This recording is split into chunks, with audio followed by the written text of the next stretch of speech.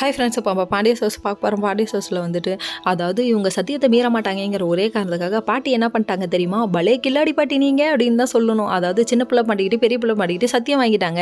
அதனால் இவங்களும் அமைதியாகிட்டாங்க. அதுக்கப்புறம் ஃபங்க்ஷன் மோடு ஸ்டார்ட் ஆக வேணாமா, ஸ்டார்ட் மியூசிக் அப்படின்னு சொல்லிட்டு ஃப்ளெக்ஸ் எல்லாம் வச்சு பிறந்தநாள் கொண்டாடும் பாட்டிக்கு என்ன பாட்டி ஆக்கிட்டீங்களேடா அப்படின்ற மாதிரி ரியாக்ஷன் வேறு மாதிரி இருக்குது. நம்ம குமார் ஒரு பக்கம் தடபடலாம் சாப்பாடு இருக்கணும்னு சொல்லிட்டு இவர் வந்து ஃபோன் பண்ணி கேட்க கடைசியில் சாப்பாடு சமைக்கிறவங்களோட வீட்டில் ஒரு துக்கம் நடந்துருச்சுப்பான்னு சொல்ல நீங்கள் நல்லபடியாக செஞ்சு கொடுங்கன்னு சொல்லிட்டு வேறு ஒருத்தவங்கள்ட்ட சொல்கிறாங்கங்க.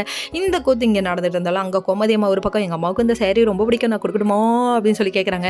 இது எப்படி இருக்குது காஞ்சனாவில் இந்த கலர் எனக்கு அந்த கலர் எனக்குங்கிற மாதிரி இருக்குது, என் அம்மா இப்படி பண்ணுற, உனக்கு பிடிச்சது நீ கொடுமாங்கிற மாதிரி அவர் சொல்லிட்டாரு. அப்போ அம்மா சரி எல்லாரும் கிளம்பலாமான்னு சொல்லிட்டு கிளம்ப நம்ம தங்கமையில் ஒரு பக்கம் எனக்கு மேட்சா அந்த ட்ரெஸ்ஸை போடுங்களேன் அப்படின்னு சொல்ல உனக்கு இது ஒன்று தான் குறை போகுமால அப்படின்னு சொல்லிட்டு திட்டி விட்டு அனுப்பிட்டாரு.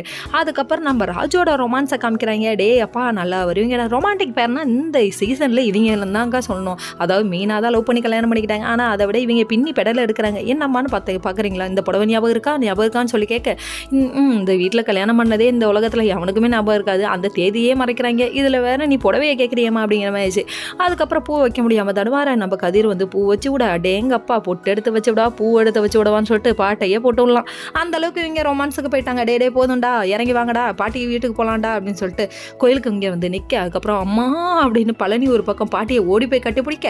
அதுக்கப்புறம் இங்கே பாருங்கள் கோமதி குடும்பம் அப்படியே அலைக்கா வந்து நிற்கிது பாருங்கன்னு சின்ன பிள்ளை பாட்டி டெரரா லுக் விடுறாரு, எதுவும் சொல்லி தொலையாதரா அப்படிங்கிற மாதிரி இருக்கு. Okay friends.